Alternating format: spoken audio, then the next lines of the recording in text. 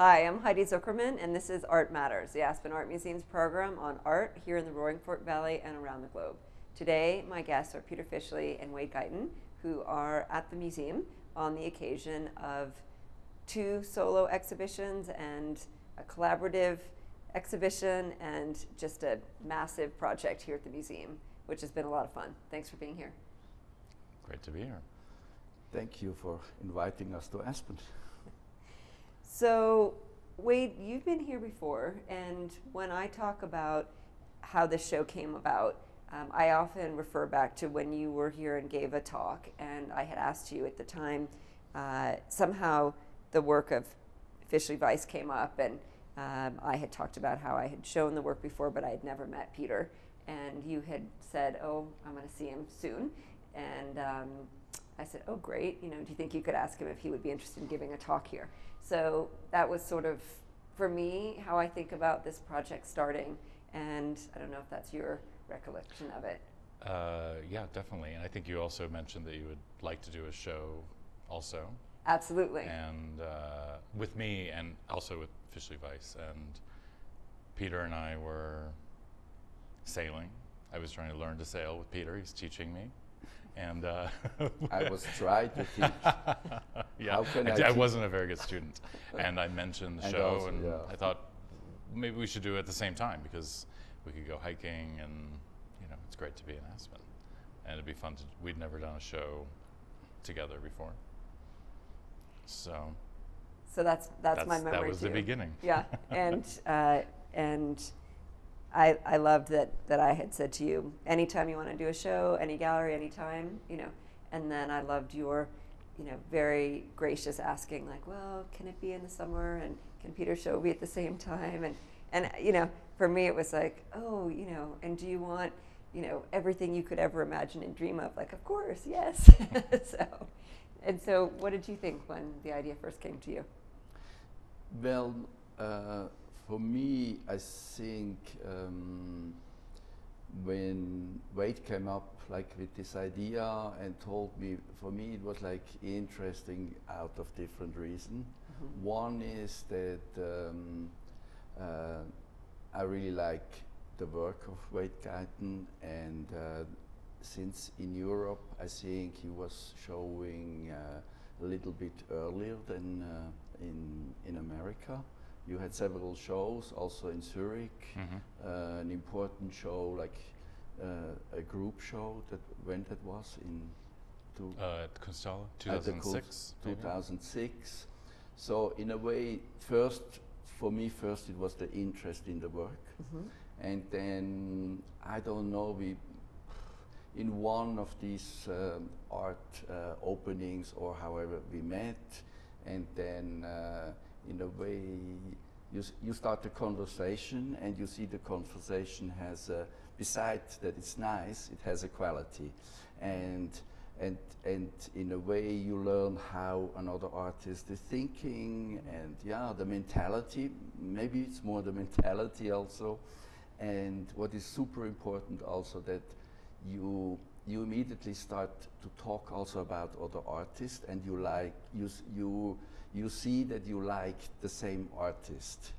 And so I think out of this kind of conversation, liking the works, and then doing hikes, doing sailing, and so it became like a friendship. And so when Wade came up with this idea, it felt, I had the feeling this would be very productive. Mm-hmm. And I did, in the last couple of years, when David still was around, we did a couple of retrospectives, mm-hmm. and also then the big retrospective at the Guggenheim. So I would be a little bit tired just to show the work and make new combinations of my work. I can always, but then in the end, it's mostly interesting for the shipping company, but not for me. And so I was thinking it could be really productive for me, and besides, you could also call it quality that or fun. Yeah. And also being together here, spending time, it's, yeah. It's nice. So I can't help but ask what artists you guys both like. Since you Now brought, we're gonna get in since you brought trouble. that up. No, it's not what artists you don't like. It's what artists you especially like. Well, it's, I think it, to come up, The good ones. the good ones, that's a very smart answer. You know, I remember I asked an artist who I won't mention right at the beginning of my career what artists he liked, and he said, I like the work of my friends. And I thought, oh, well, that's interesting, right? So, but maybe it's more about the idea of the quality of the type of other work that you like besides your own. So, Yeah, but yeah. And by talking about these artists, maybe it's also that you learn the way how another person looks at art, Right. Yeah. and what is, how they are, in a way, how you come up with, on what you are addressing in it. If it's like more based, a careful watching of the appearance of artwork, how much your thinking is conceptual, all these things. And I think it's more about that than say, we like Manzoni. Yeah. Right. We It's like, also like it's how you approach the Yeah. object and what the object is doing to you, and then I mean, it's what happens in this show too. Like thinking about, I've always loved Fischli Weiss, and I would also say that in many ways, looking at their work was very influential to me. And also in collaborating with Kelly Walker, we thought about other collaborations and what that meant, two people working together. So I thought a lot about Peter and David's work for a long time. I even stole some images of theirs early on, and we made some things with them. But it's interesting in this place to start thinking about, you know, how these objects relate to each other, but also like seeing what Peter thinks about his objects and what he thinks about my objects and what I think about mine and his, and then that's a strange dialogue and conversation that sometimes is very clear, and other times is a kind of mysterious physical thing that you realize in the installing of the works. Like when you start realizing the magnetism that the objects have for each other, and the way we push them around or push them into interactions with each other. you know what, I think that's right, and I think it's so clear, you know, how much you guys like each other, and obviously, you know, there's a personal humor that you both have. There's also humor in your work, and it's been super interesting to work on the exhibition and to install it and watch you guys, me too, you know, make comments on the work and what's happening, and this sort of push-pull of, you know, where someone's comfortable, where someone gets a little uncomfortable, where like we can push, you know, you, or you guys can push me, or you know, we can push you, and I think that's been a really interesting process, and it's happened in the galleries, but it's also happened out on the trails, and you know, on the Skype conversations, and I think it's through that kind of, like a genuine like of each other and the work and the process and the exhibition, that these really unexpected things, you know, have happened as well. I mean, it was also then, I remember the first visit, it was right after the opening of the Guggenheim show. I came here, we came together here. In the winter. And in a way, beside what we said before, like what's about like the work and the other artist and the dialogue, it was like there is a third element, and the third element is how to think about an exhibition and how to think about where exhibitions are, what is the container of an exhibition. That is like, it's the museum or it's a gallery, where is this container located? And all these questions, I think they were like for Wade and me very important, and we wanted like to work on that. Yes. That was like right from the beginning on. Maybe it started with something like very banal, not that we were like thinking, oh, we should transform or like talk about this museum. It was like really like something that we said, oh, this room, how we can organize it, maybe it needs a wall there. Yeah. But like on a really like not, it was not like the concept of the wall was not there yet. Right. And immediately we realized by going to the space that we realized, okay, this could be something interesting to do together. Also as our project that we have together to make the exhibition. Yeah. And then to make an exhibition is much more than shipping works and hanging them on a good wall or place them. Right. Right. So, I mean, there was always a question as to, because when we started talking, and then my suggestion was that you take the entire museum, all 6 galleries, roof deck sculpture garden where we are right now, commons out front. Of course, you guys then took additional spaces, but after the sort of initial, uncertainty with that, and then once that was embraced, it was never necessarily assumed in any way that you would make collaborative works together. So that was obviously an option, but it wasn't necessarily part of the original invitation. So that we're sitting with 2 of the collaborative sculptures, the walls behind us, and a lot of them, they're 8. So it's, I guess I'm curious, I mean, you talked a little bit about how the idea started, but I mean, how do you feel about them, I guess? Well, I mean, you spend a lot of time, I think we both, when we make shows, I won't speak for you, but I think about the architecture of where the show is all the time. And you think about the kind of pressure that a building or a room or walls put on work, and then what kind of pressure artwork can put back onto a space or an environment. And so, it's always an element of, I'm always thinking about an exhibition. So the walls are always present. You're staring at a blank wall, or I'm making a painting that replaces a wall.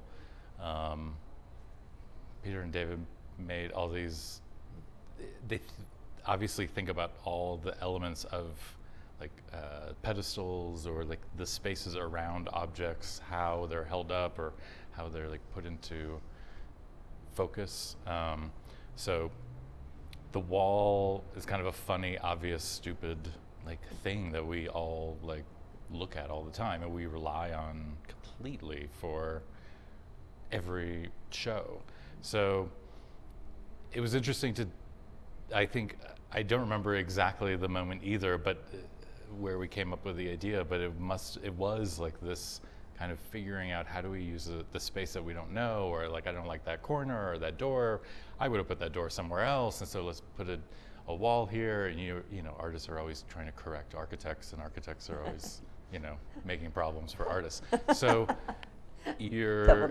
so we're thinking, and then you also gave us use of the whole building, so then we kept pushing it further and further. We're like, well, let's go all the way to the edge there, and then obviously the mountain is part of the museum and the view, so we wanted to then edit the view a little bit, and so you wouldn't have to see the building next door. And then on each floor they end up having these different kinds of characteristics. Sometimes they're used to hold up artwork, sometimes they may not have any purpose at all, but somehow your body registers them.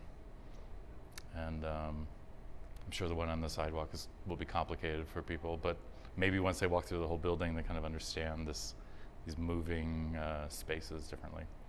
So you're right. They have different characters to them, and you talked about the one behind us, sort of editing the view, making it better, right? And the one on the commons, sort of changing the relationship to the structure, but there's certain ones which really seem like they are like more traditional, like the one where, for example, in Gallery 5, where the fire paintings rest on the wall, but it looks like the wall's too short for the paintings, or the one in Gallery 4 where the candle is right against the wall sculpture, and then it almost seems like it's blocking the light for the video. So it plays with the idea of whether the viewer might notice that they're sculptures, these walls, or not, just like they're elements to your works that play on that, not necessarily is it art, but like what is it, right? Or, how is it made? Or, so how important is it for people to know that they're collaborative sculptures versus walls? I mean, are they both and? I mean, maybe I would start a little bit on a bigger picture, how I look at these things. When you think at a gallery or at a museum, it's like the building, and inside of the building it's filled with objects, and you have a different categories of objects in a museum or gallery. And you could say one part of the objects would be the most objects that you have in a museum are like the everyday objects, the chairs you're sitting on, like the plates they are in the restaurant, the doorknobs, all these things, and all the things that you can find in the objects.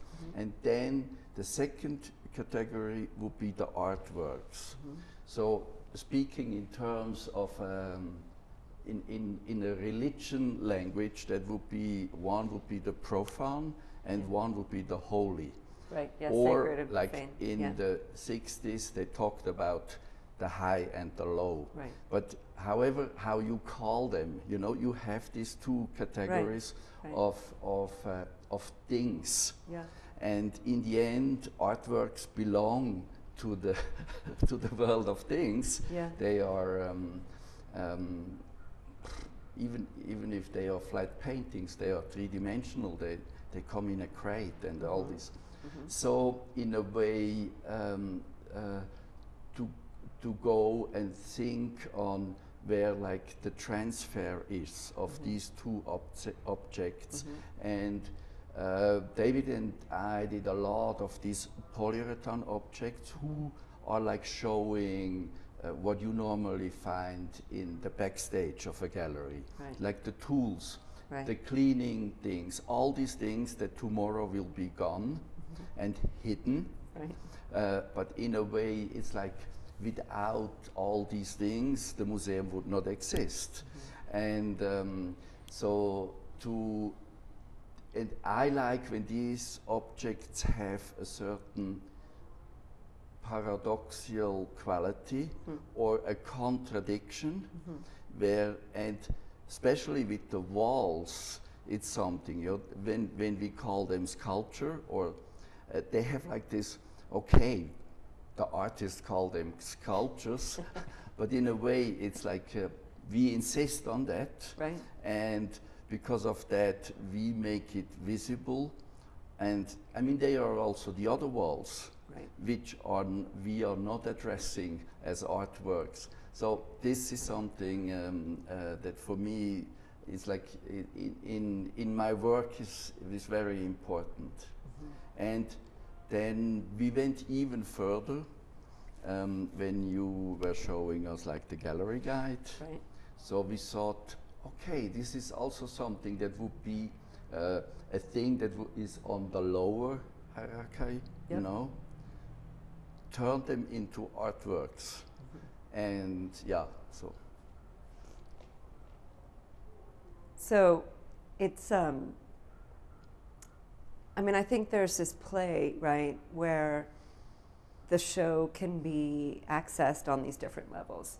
And we were sort of joking amongst ourselves about how the sculpture out front, right, is a representational sculpture, right, because it's representative of a wall, right? We were joking about, that. It's not much of a joke. But it's not a joke because it's sculptures of walls. They're sculptures of walls, right? But it takes the baseline of understanding maybe the difference between abstract sculpture and representational sculpture and figurative sculpture, and so I think that there are different levels which people can kind of get the show and get the work, and I think it's important that you create a certain difference to these normal objects that are around, that we talked, like the chair, the glasses.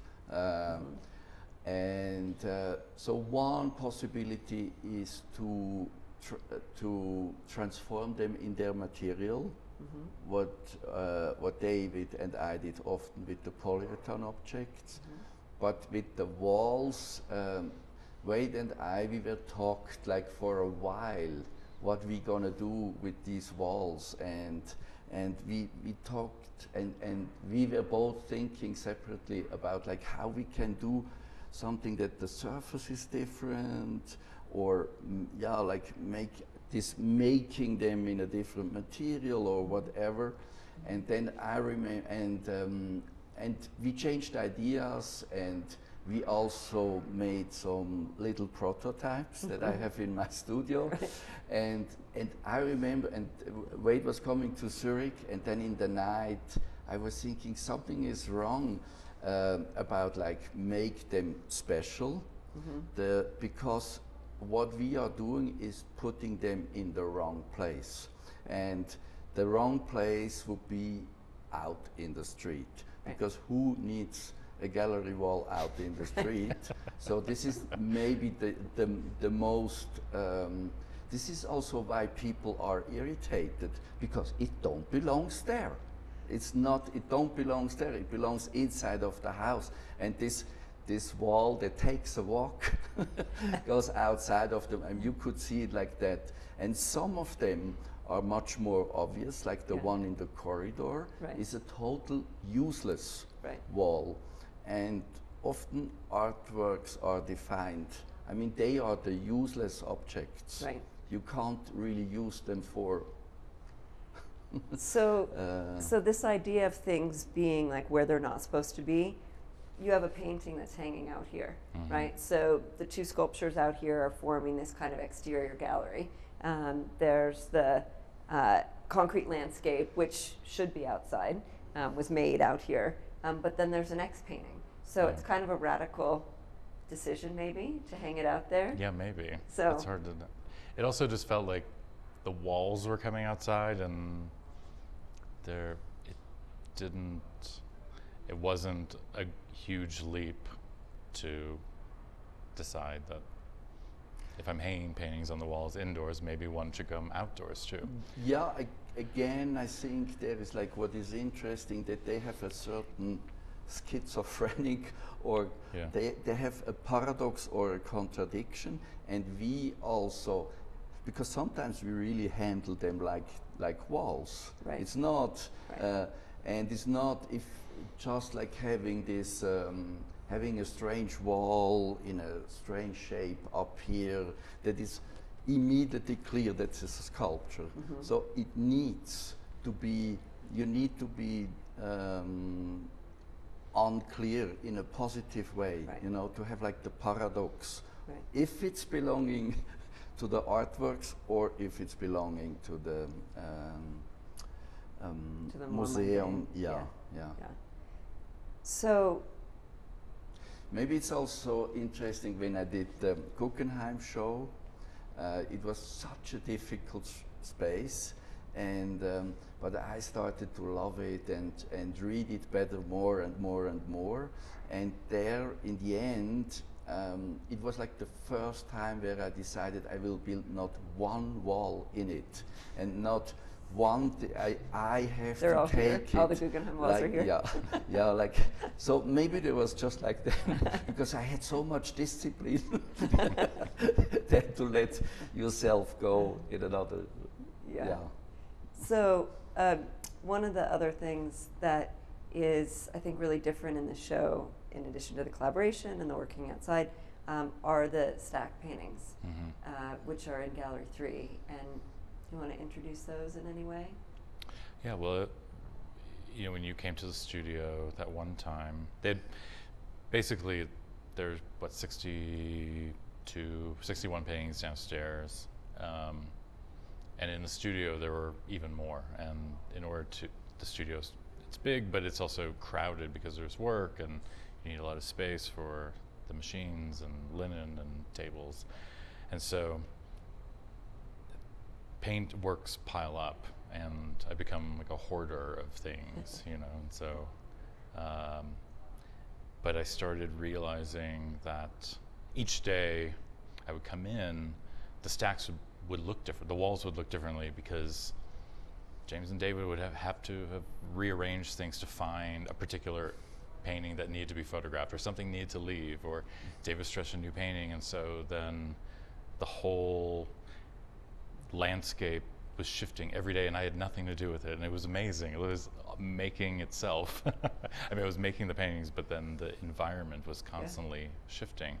And then, you know, we talked about looking at them as objects, and what happens to them when you stack 15 up, and they really then assert themselves as a different kind of object. So it's the first time I've shown them this way, and it seemed like a good idea to bring them in that form, you know, directly from the studio, kind of you know, be a little disrespectful to them also. I mean, one's outside, 60 of them are stacked up, you can't even see what they are. I don't know. I think that's great, and I remember being in the studio, and I was in the kind of office part, and I felt like, you know, you were kind of blocking me, and finally I'm like, hey, you know, I gotta go over there. What's over there? So anyway, we've come to the end of our time, and I want to thank you guys so much for saying yes, and, you know, accepting what was originally just a wide open invitation and filling it, you know, beyond my sort of wildest hopes and expectations. So I'm thrilled to have you guys here. So I'm really proud of what we're doing. Thank you. Thank you. It was amazing. Great to be here. Thanks. Thank you.